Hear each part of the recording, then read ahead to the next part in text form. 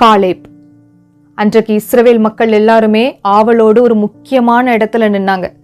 இஸ்ரவேல் மக்கள் வாக்குத்தத்தம் பண்ணப்பட்ட தேசத்தின் எல்லையை அடைந்திருந்தாங்க.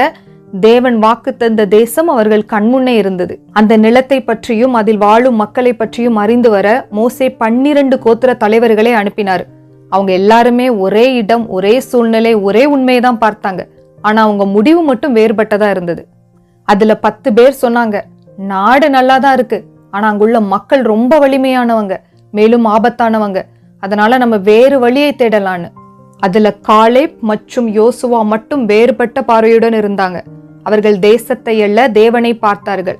தேவன் நம்மோடு இருக்கிறார், அதனால இந்த தேசத்தை நாம் வெல்ல முடியும் அப்படின்னு உறுதியா நம்பினாங்க. தேவனே காலேப்பிடம் வேறுபட்ட ஆவி இருக்கிறதுன்னு சாட்சி கொடுத்திருக்கிறாரு. காலேப் பெருசா பேசலாம் இல்ல, எந்த ஒரு கூட்டத்தையும் கவர முயற்சி பண்ணல.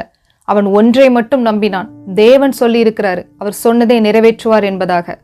காலேப்பின் தைரியம் யோசுவாவுக்கு ஊக்கமாக இருந்தது.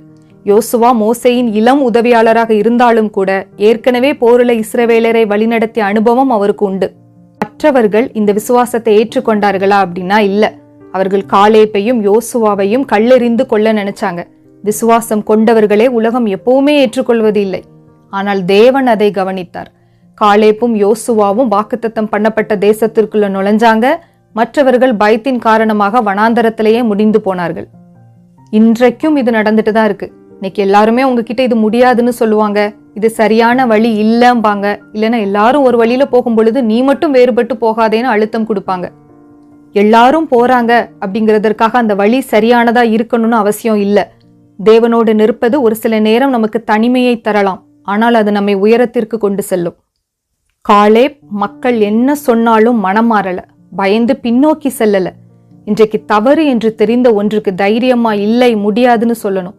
தேவன் விரும்பும் ஒன்றுக்கு ஆம்னு துணிந்து சொல்லணும்.